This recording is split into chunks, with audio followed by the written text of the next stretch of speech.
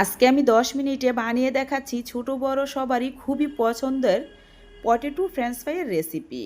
French fry বানানোর জন্য প্রথমত আমি 5টি আলু নিয়েছি। আলুগুলো একই সাইজের নেওয়ার চেষ্টা করেছি। এখন আমি প্রত্যেকটা আলু একইভাবে ছিলে নিব।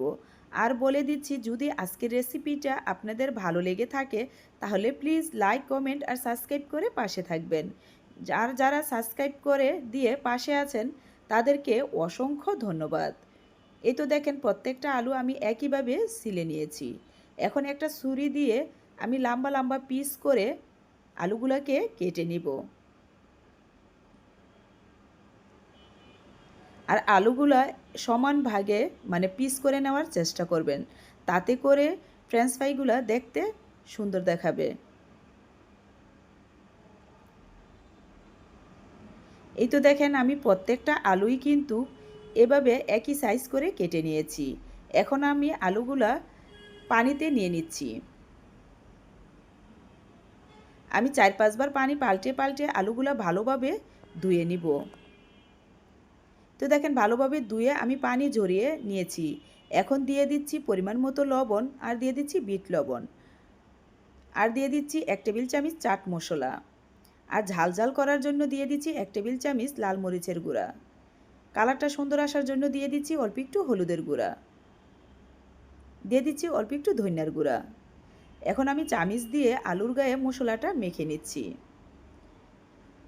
চামচ দিয়ে মাখার পরেও আমি এইভাবে ঝাঁকিয়ে ঝাঁকিয়ে মেখে নিচ্ছি, যাতে করে প্রত্যেকটা আলুর গায়ে সুন্দরভাবে মশলাটা মাখা হয়।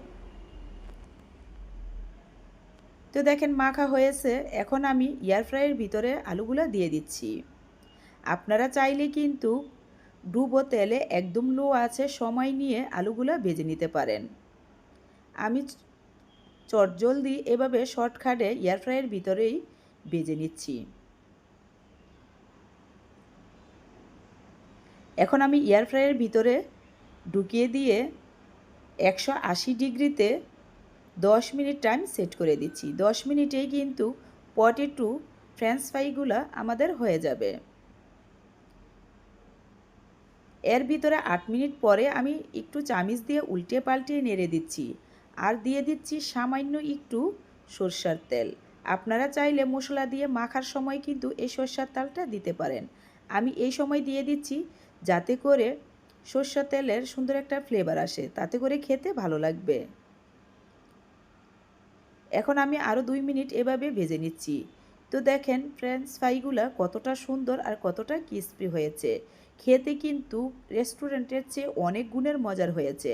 আপনারা একবার হলেও বাসায় বানিয়ে খাবেন, দেখবেন ছোটো বড় সবাই অনেক পছন্দ করে খাচ্ছে। আশা করি আজকের রেসিপিটা আপনাদের অনেক ভালো লাগবে। আজ এখানে বিদায় নিচ্ছি। খোদা হাফেজ।